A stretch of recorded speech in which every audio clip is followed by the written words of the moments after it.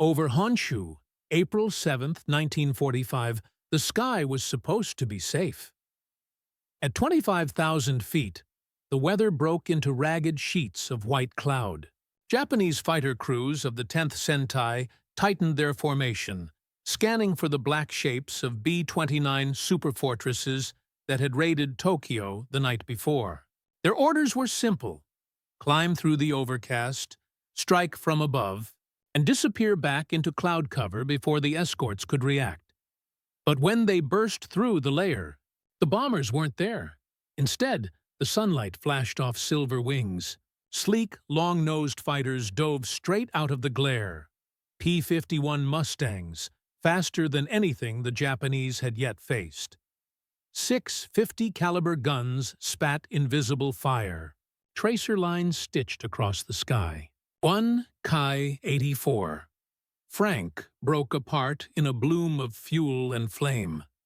The rest scattered, diving for the clouds that had always been their refuge. But the Mustangs followed, their Merlin engines howling through the vapor. There was no escape. The very clouds that once protected Japan's defenders had become a trap. For the first time, Japanese pilots realized there was nowhere left to hide. By the spring of 1945, the Pacific War had reached its final brutal stage. Japan's empire was collapsing, but its skies still burned with resistance. The U.S. 20th Air Force, commanded by General Curtis LeMay, was pounding the Japanese home islands from immense range with the B-29 Superfortress, the most advanced bomber in the world. From the captured Mariana Islands, Saipan, Tinian, and Guam, the B-29s flew missions of over 3,000 miles round trip to reach Japan. They climbed high above the jet stream, cruising at 30,000 feet, relying on their speed and altitude to survive. But even at that height, they were not invincible. Japanese interceptors Ki-84, Franks, J-2M, Jacks, N-1K-2J, George, and Ki-61 Tonys could climb fast enough to meet them. Flak guns ringed the cities, and when the winds were wrong or the weather changed, the B-29s were torn from the sky. The Americans needed an answer, a fighter that could escort the bombers all the way from the Marianas to Japan, fight at altitude, and still have the range to return home. Until early 1945, that was impossible. No Allied fighter had the endurance to cover such distance. The P-38. Horrified Lightning came closest, but even with drop tanks, it lacked both the legs and the reliability. Then came the key, Iwo Jima. When U.S. Marines stormed the volcanic island in February 1945, the battle raged for 5 weeks. Thousands of Americans fell to secure a place barely 8 square miles wide. Yet strategically, it was priceless. Iwo Jima sat halfway between the Marianas and Japan. On it lay 3 airfields, battered by bombardment, but repairable. As soon as the island was declared secure, the U.S. Army Air Forces moved in. Engineers of the Seabees and the 7th Fighter Command began transforming the Black Ash Plateau into functional runways. By March, North Field was operational. By April, South and Central Fields followed. From these airstrips, a new machine would take flight, the P-51D Mustang, the long-range escort fighter that would finally give the Americans total control of the Pacific sky. Powered by the Packard-built Rolls-Royce Merlin engine, the P-51 combined sleek aerodynamics with unmatched efficiency. With 2 110-gallon drop tanks, it could fly more than 1,000 miles to Japan, fight for 30 minutes, and return to Iwo Jima. It climbed faster, dove harder, and flew higher than most Japanese interceptors. But its greatest strength was its discipline. Pilots trained in strict formations, in coordinated finger-four tactics perfected over Europe,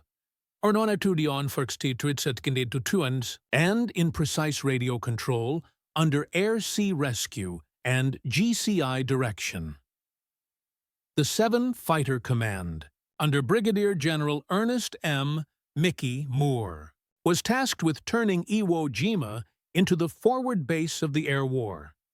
Its groups, the 15th, 21st, and 506th Fighter Groups, each fielded dozens of brand-new Mustangs.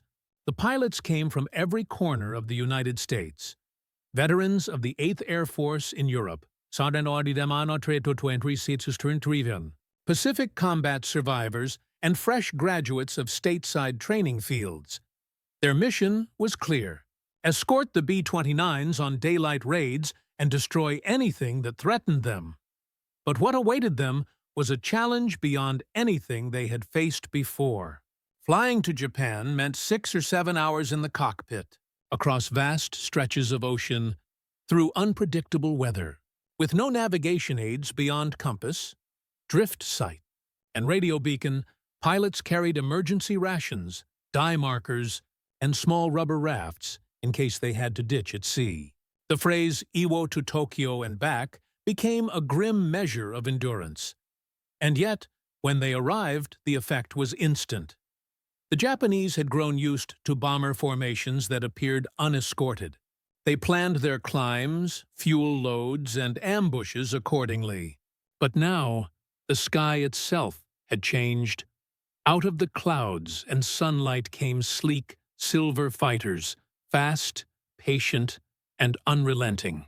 The Americans had brought with them not just range, but reach. Every Japanese pilot who took off to intercept a B-29 after April 1945 would soon face the same shock. The enemy that shouldn't have been there was already waiting.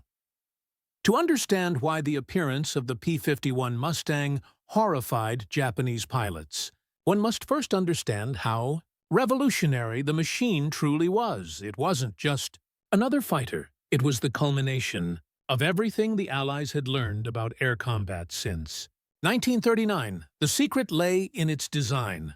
The Mustang's laminar flow wing, developed by North American aviation engineers Edgar Schmood and Raymond Rice, reduced drag dramatically. This allowed the aircraft to cruise faster and farther than any Allied fighter before it. With the Packard-built Rolls-Royce Merlin engine, the P-51 could maintain high power at altitude. The same engine that had given the British Spitfire its legendary climb, now married to an airframe built for endurance. It was the perfect machine for a new kind of war. One where victory in the air depended on range, not just speed. The Mustang carried two 110-gallon external tanks, giving it a total combat radius of more than 1,000 miles. When combined with internal fuel and careful mixture control, this meant it could fly from Iwo Jima to Tokyo and back, with time left for combat. For the Japanese, that defied logic. They had long believed the Americans could not project fighter power over the home islands.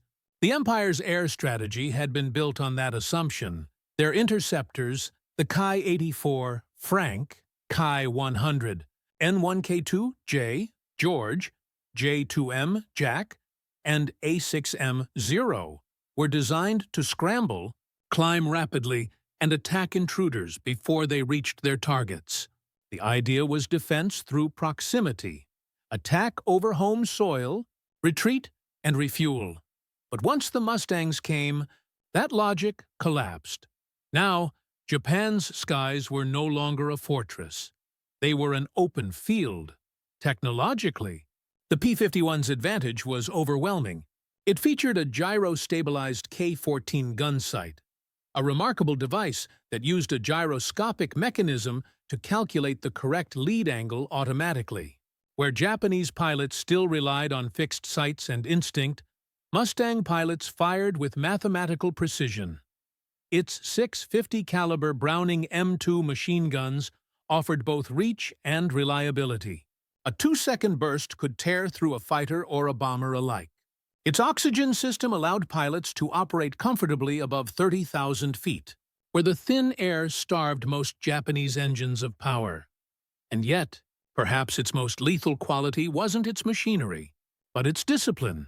Mustang units flew in finger-four formations, maintaining spacing and sight lines through cloud, sun, and turbulence. They communicated constantly, using coded brevity transmissions and practiced maneuvers. Check 6, brake right, tally bandit. When they appeared through the clouds, they never came alone. For the men of the Imperial Japanese Army Air Force, IJAAF, and the Imperial Navy Air Service, IJNAS, the difference was immediate and terrifying. By 1945, Japan's fighter corps was a shadow of its former self. Veterans of the early Pacific battles, men who had once fought over China, the Philippines, and the Solomons, were gone. Fuel was scarce. Training hours were cut to the bone.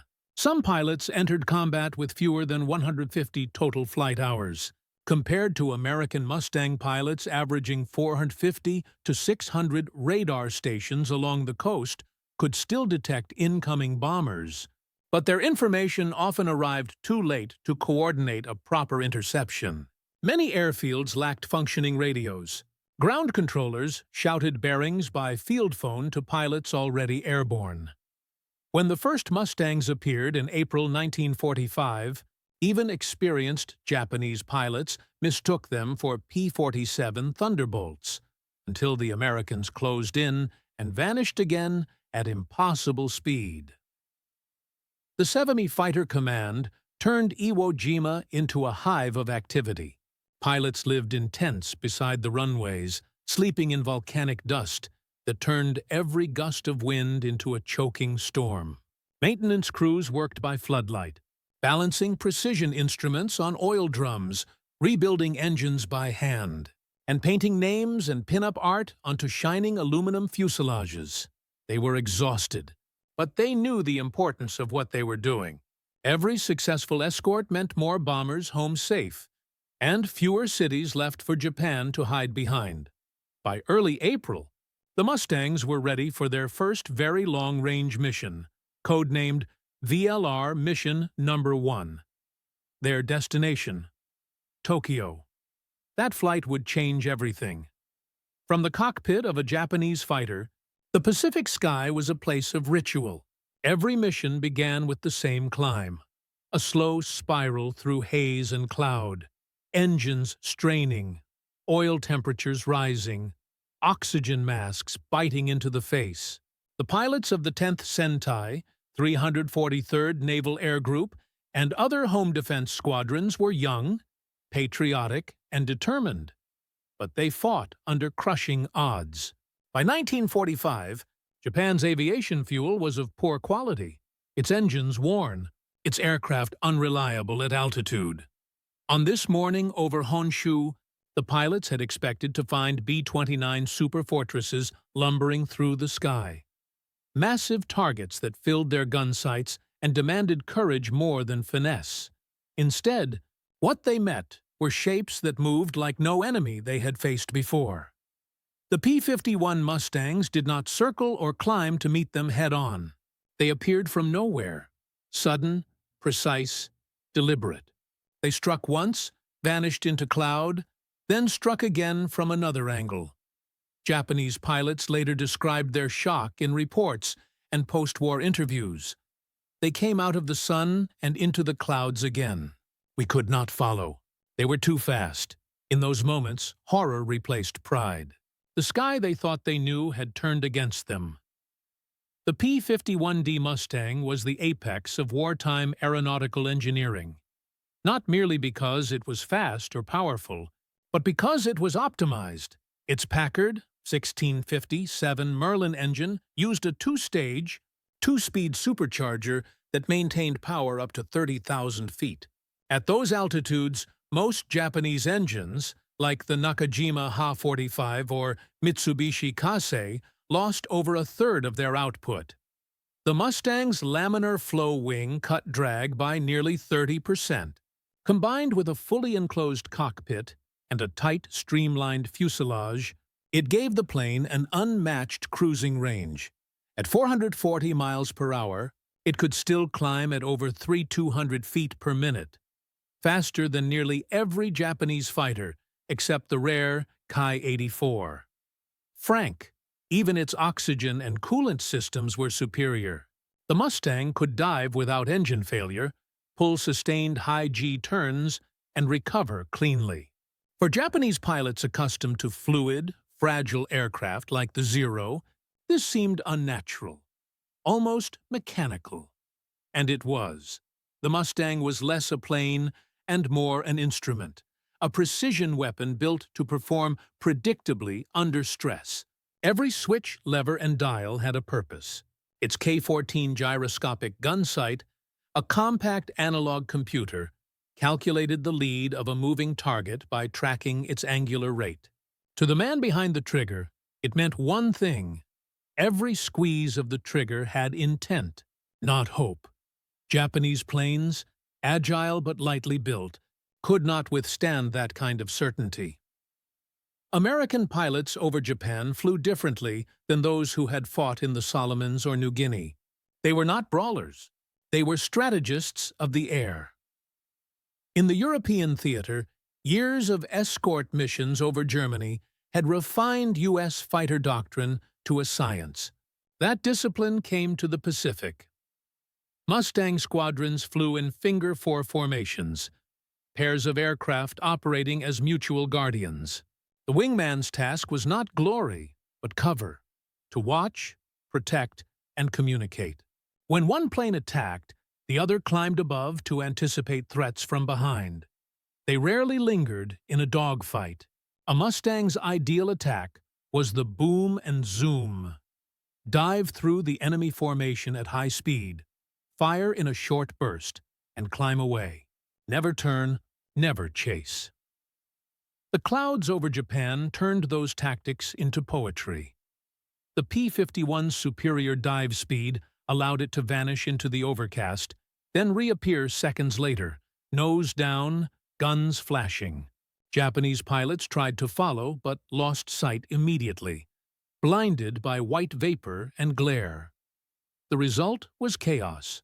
Formations broke apart, radios filled with confused shouting, and aircraft spiraled out of the fight. Where once the Japanese fighter corps relied on spirit and agility, now they faced an enemy that fought with geometry and timing. The 7th Fighter Command's orders were clear.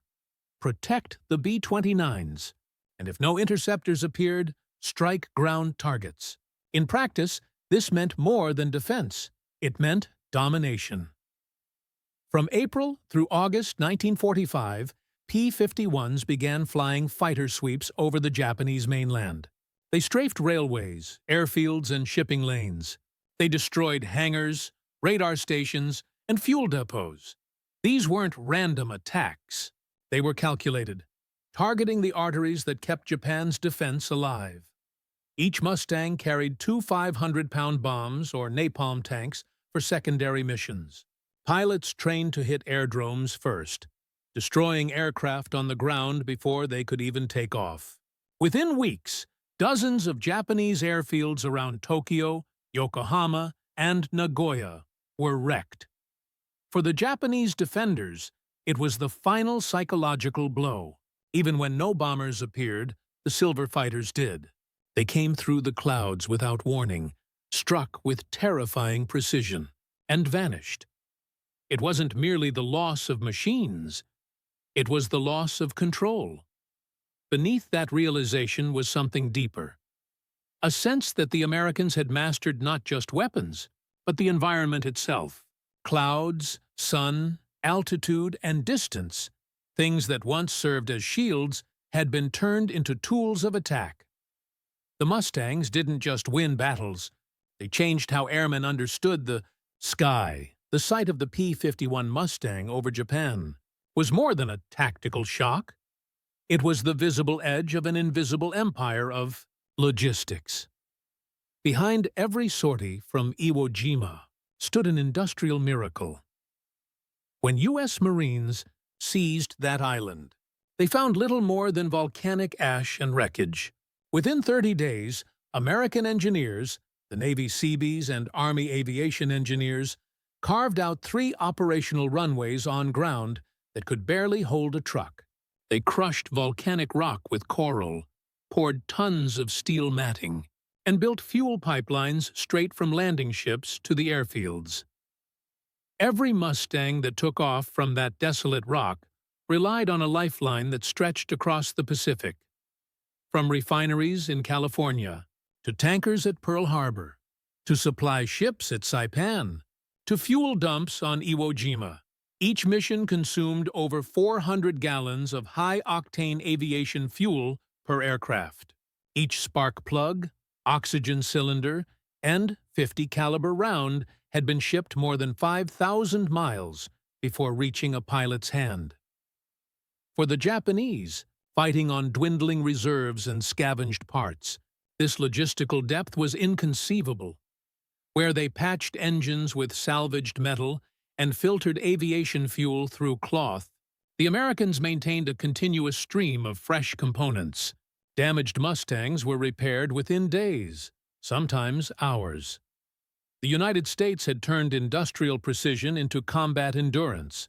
It wasn't just about building planes, it was about building momentum, a relentless rhythm that the enemy could not match. By the time the Mustangs began their sweeps, the Japanese High Command knew their air defense network was collapsing. Fuel shortages crippled training programs. Pilots often practiced in unarmed aircraft to conserve ammunition. Some squadrons were ordered to remain grounded unless the enemy was directly overhead. In desperation, Japan's air forces shifted toward kamikaze operations, the tokotai.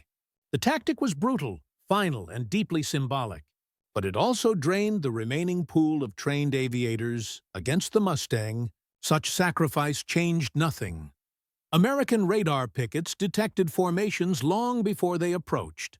The P-51s, climbing through cloud, intercepted from above, using altitude as both shield and weapon. Even when Japanese aircraft tried to evade, the Mustang's superior speed made escape impossible.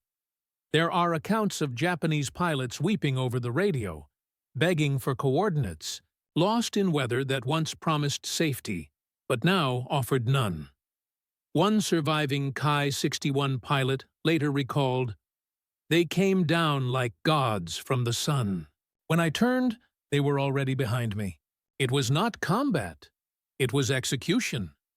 In the skies that had once been their home, Japan's defenders became fugitives. For years, Japanese pilots had used the Pacific's endless cloud layers as protection. When fuel ran low, they would dive into mist and vanish. When outnumbered, they used vapor trails to hide their retreat. Clouds were both ally and sanctuary, a natural barrier between survival and death. The P-51 Mustang ended that illusion.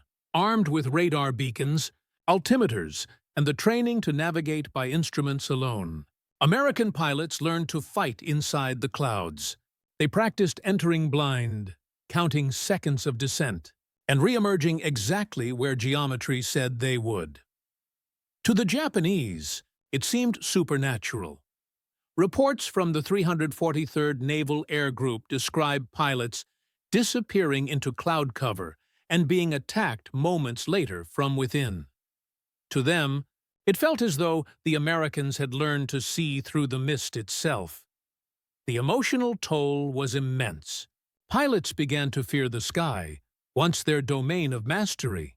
They spoke of phantom Mustangs, unseen enemies that struck from nowhere, always in perfect coordination. For a nation whose military culture revered the spiritual bond between pilot and sky, this was more than defeat. It was desecration. Despite their overwhelming superiority, the Mustang pilots maintained a strict code of conduct. They did not strafe parachuting airmen or hospitals, and often avoided towns when returning from missions, even when fuel allowed them to attack more targets. Reports from both sides note moments of restraint that contrasted sharply with Japan's desperation. An American pilot of the 21st Fighter Group wrote in his diary, "They fought bravely, but never wildly. We shot only when certain. It felt like dueling ghosts, men already lost, clinging to duty." That professionalism did not go unnoticed. Captured Japanese pilots often expressed bewilderment at the Americans' discipline. The calm efficiency of their machines mirrored in their behavior. To them, The P-51 was not just an aircraft. It was a symbol of a nation that had mechanized precision itself. In flight, in war, in attitude. When Japanese mechanics examined a downed Mustang, they found nothing exotic. No hidden weapon, no mystical device. Just careful construction, standardized parts, and clarity of purpose. And perhaps that was the most horrifying realization of all. That their enemy's strength came not from mystery, but from method.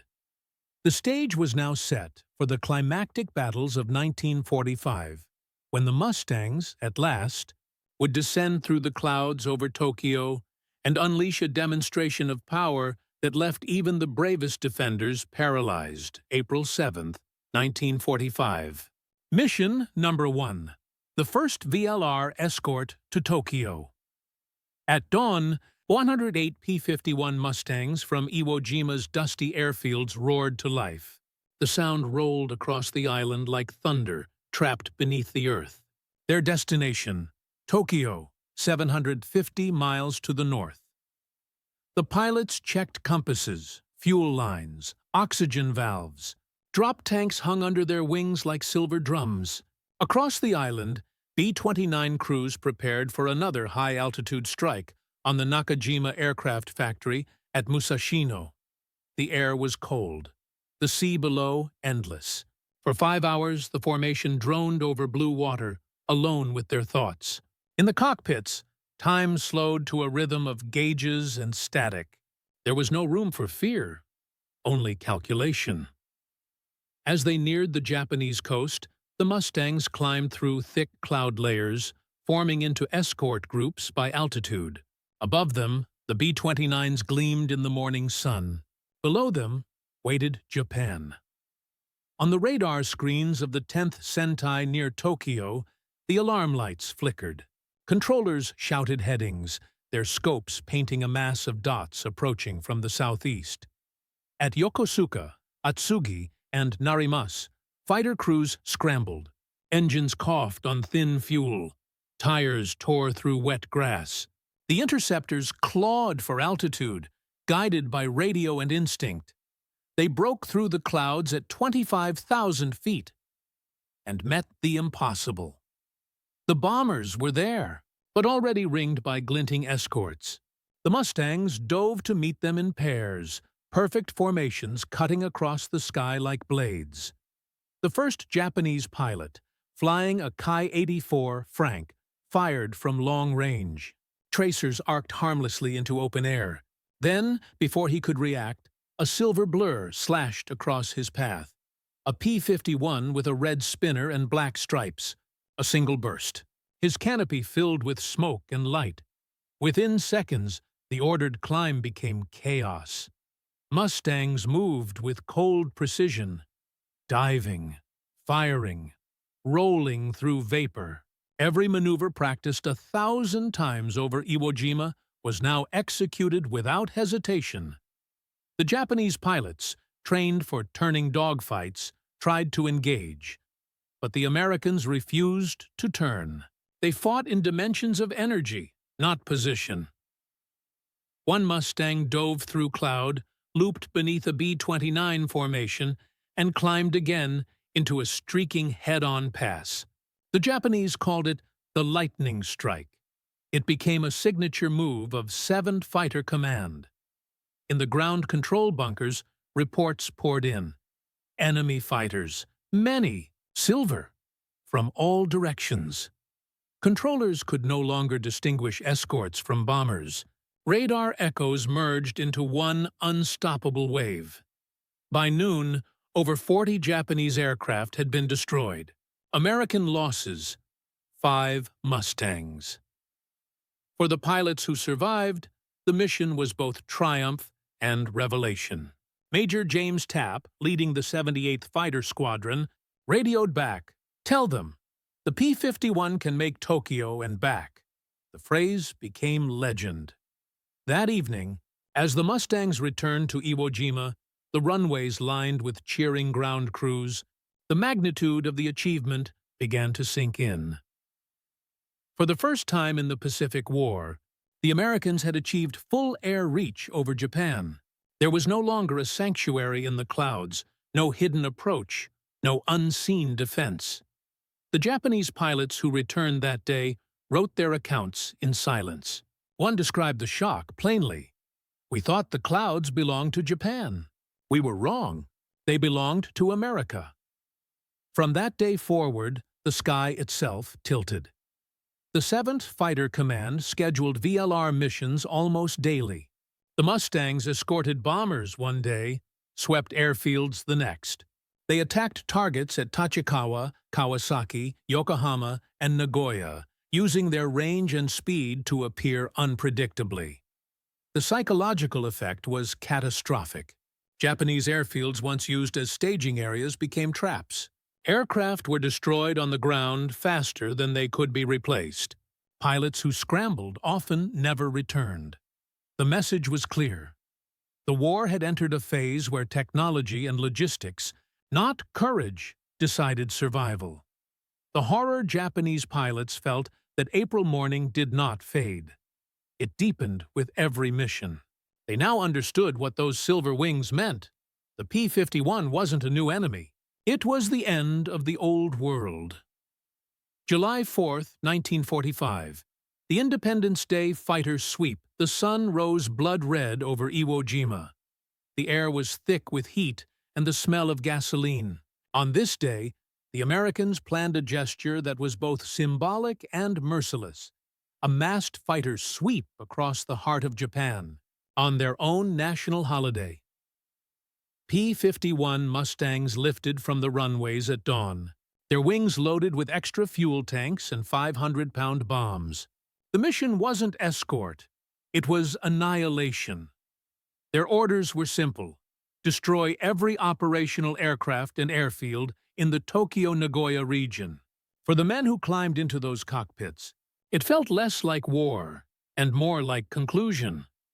The formation climbed into the rising light, streaking north at 350 miles per hour, their propellers shimmering like halos. Beneath them, the Pacific shimmered, endless, indifferent. 5 hours later, as they reached Japan's coastline, the first cloud banks appeared. The pilots smiled. They knew what the clouds meant now. Not concealment, but opportunity. At Tachikawa Airfield, mechanics of the 47th Sentai were refueling Ki-84s when the sirens wailed. They looked up and froze. The clouds above the runway suddenly erupted with movement. Silver fighters burst through the vapor at full throttle, guns already blazing. The first seconds were indescribable. Rows of aircraft, lined neatly on the tarmac, vanished in waves of smoke and flame. Fuel trucks exploded, sending fireballs rolling across hangars. Pilots sprinted for their planes, only to be cut down by strafing runs that seemed to come from every direction. The Mustangs dove, climbed, and dove again, each pass so precise it looked choreographed. There was no confusion, no hesitation, only rhythm and control. A Japanese observer at nearby Chofu later wrote in his diary, "They came like ghosts from the cloud, straight and sure. Each turn they made was measured like clockwork. There was no mercy in their flight, only mastery." Within 20 minutes, Tachikawa, Chofu, and Kawasaki were engulfed in flames. Dozens of aircraft were destroyed on the ground, some before their engines ever started. At Kasumigara, a training base east of Tokyo, young cadets scrambled in panic. Many had never seen combat. They took off into the gray sky, hoping to escape, only to find the Mustangs waiting above the cloud line. The Japanese planes climbed desperately, their radial engines straining, their wings trembling. But altitude was no longer safety. The P-51s were already there, circling, silent, waiting to dive. One cadet, Lieutenant Haruo Oishi, later recounted, "We thought we could reach the sun and disappear. But when we broke through the cloud, the sun turned into their guns. He survived only because his engine failed, and he crash-landed in a rice field, his canopy still filled with the reflection of silver wings.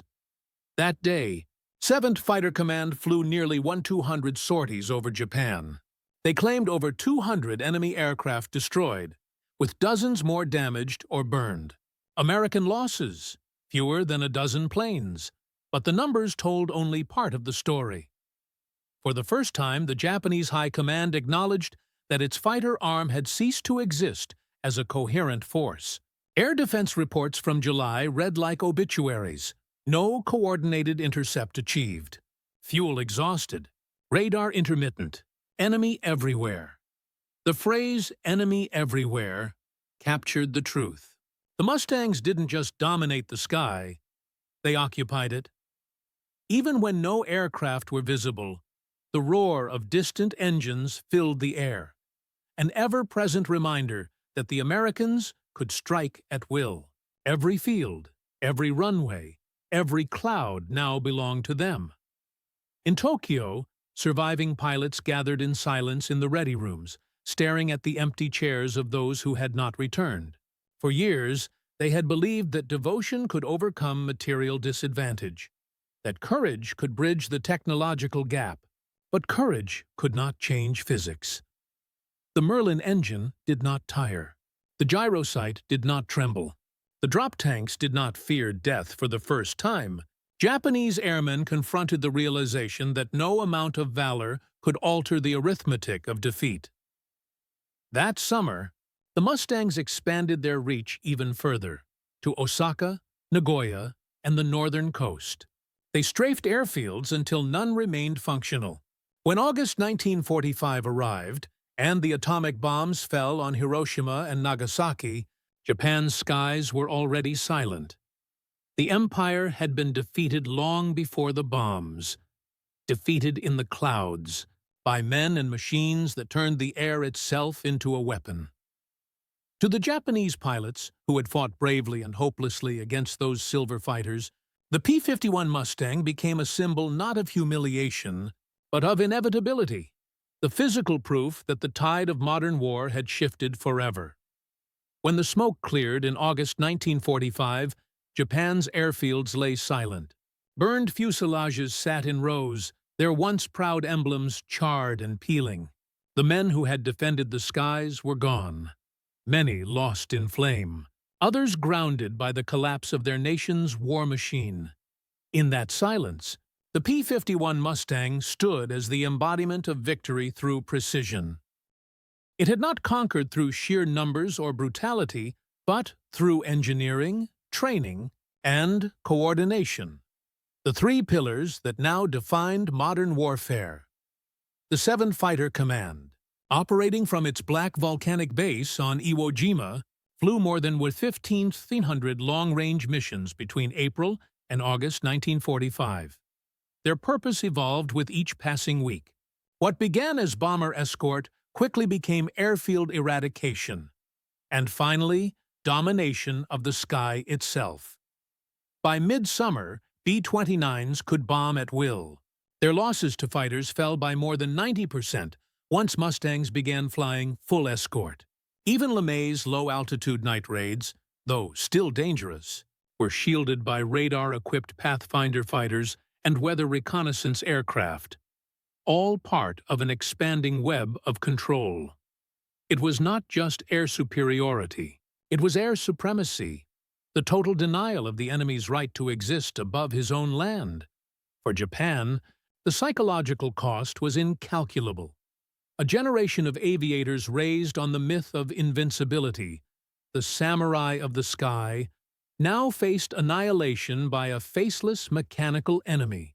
Their skill and bravery were undeniable, but their machines, fuel, and doctrine were relics of an earlier era. Reports from the final months of the war are haunting. Pilots took off knowing they would never return. Ground crews wept openly as they refueled fighters that could barely climb to combat altitude. Radar warnings blared daily, yet nothing could be done. The Americans didn't even need to appear in force. The mere possibility of their arrival paralyzed operations. Airfields that once bustled with activity became ghost towns. Pilots waited for missions that never came, listening to the distant growl of engines they could not see, the sound of the inevitable. Meanwhile, on Iwo Jima, the Mustang's legacy deepened with every rescue. Hundreds of crippled B-29s damaged over Japan made emergency landings on the island's 3 runways.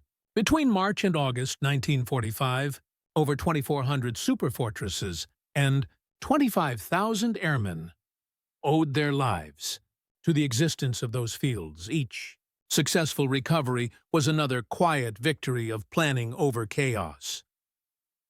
WWII, same airfields that launched the war's deadliest. Escorts became havens of mercy.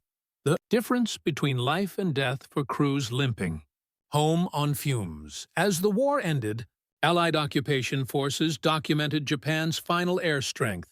The results were shocking. Less than 200 combat-ready fighters remained in the entire home island's defense network. Most had no fuel. Some had no engines. Others sat cannibalized for parts, stripped to skeletons by starvation. And in their maintenance hangars lay the final irony: the enemy's machines, inspected by the very men who had destroyed them. American technicians marveled at the craftsmanship of the Ki-84 and the N1K2J. Elegant, fast, deadly, but fragile, temperamental, and produced in tiny numbers. When they compared these to their own P-51s, robust, standardized, modular, the difference was more than material. It was philosophical. One American mechanic remarked quietly as he examined a captured fighter, "They built these like swords. We built ours like clocks." That line would later appear in the U.S. Army Air Force's post-war analysis, a poetic truth that captured the essence of industrial warfare. By the time the formal surrender was signed aboard the USS Missouri in September 1945, the skies above Tokyo were peaceful, and as the first Allied aircraft flew overhead, Mustangs, their engines throttled back in ceremonial salute, the Japanese looked up not with hatred, but with awe. They knew what those planes had done, and they knew that in mastering the clouds, America had mastered the future. When peace finally returned to the Pacific, the airfields of Iwo Jima grew quiet. The black volcanic dust that once swirled beneath roaring propellers now settled over rows of parked Mustangs, their polished aluminum dulled by salt and sun. But their story was not ending. It was only beginning. The P-51's dominance over Japan had reshaped air warfare itself. It had proven that range, precision, and coordination could decide a war long before armies met on land. It was the prototype for a new era, when flight would no longer be about proximity, but projection. The United States understood this immediately. In 1946, the U.S. Army Air Forces became the U.S. Air Force, a branch defined not by geography, but by reach. The lessons of the Mustang over Tokyo became doctrine: fight far, fight efficiently, and fight with information. Engineers who had worked on the P-51 went on to design the F-86 Sabre, the first great jet of the post-war world. The same aerodynamic discipline, laminar wings, energy management, precision gunnery became the language of the jet age. In the skies over Korea just a few years later, Mustangs once again flew in combat, now renamed F-51s, strafing enemy columns while their jet successors dueled above them. Even then, the old fighter remained respected. Its design was timeless, its purpose eternal.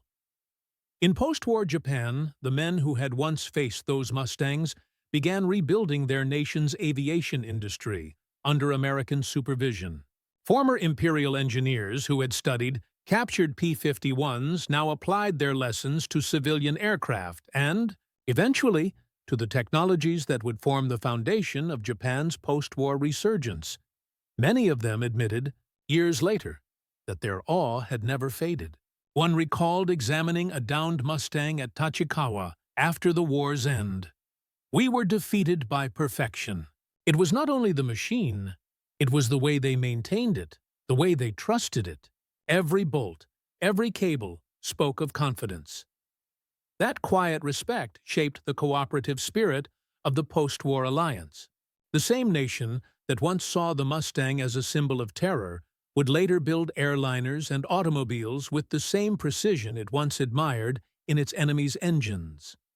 For the American pilots, the war left different memories. Those who had flown from Iwo Jima never forgot the long hours over empty ocean, the smell of fuel, the taste of oxygen, the ghostly glow of the instrument panel before dawn.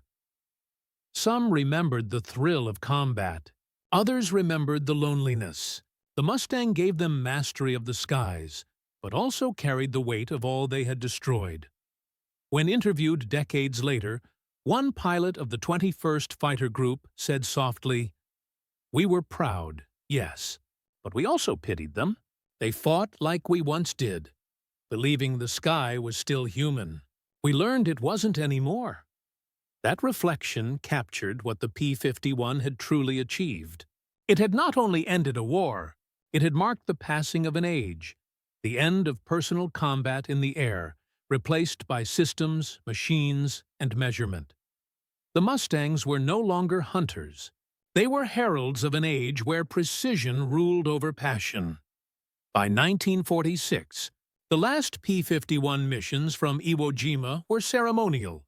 Flights over Tokyo Bay, escorting transports, or patrolling the sea lanes once filled with fire. The island's runways, built at such cost, were eventually abandoned to time and weather.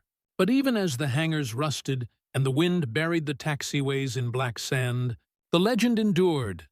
In museums and air shows decades later, the P-51 still carries that same glint. The light that terrified Japan's finest pilots as it broke through the clouds. It remains more than an airplane. It is a statement carved into history that clarity, control, and courage, when united, can make even the sky itself surrender. In the end, the story of the P-51 Mustang is not only about dominance in battle, it is about the moment when humanity learned to command the sky with precision. When those silver fighters appeared from the clouds over Japan, it wasn't simply an ambush, it was a revelation. For the first time, one nation had fused science, discipline, and production so completely that nature itself, distance, weather, time, became an ally. The Japanese pilots who faced the Mustangs described that shock in a single word: inevitability. No matter their bravery or skill, they were fighting a system that no longer depended on instinct, but on calculation, a web of logistics, communication, and trust in machines that worked as perfectly as the men who flew them. That was the true revolution of the air war. Not the speed of the aircraft, nor the power of its guns, but the realization that organization could defeat courage, that intellect could outlast will. And yet, beneath that cold efficiency, there remained something profoundly human. The Mustang was not born from cruelty, but from a relentless desire to master complexity, to bring order to chaos. Every rivet, every calibrated sight, every procedure was a testament to that faith in reason. Decades later, when Japanese and American pilots met again, this time as allies, they spoke not of hatred, but of respect. The sky that once divided them had become shared ground. For the Americans, the P-51 became a symbol of what disciplined freedom could achieve. For the Japanese, it became a lesson in how resilience could rebuild from defeat.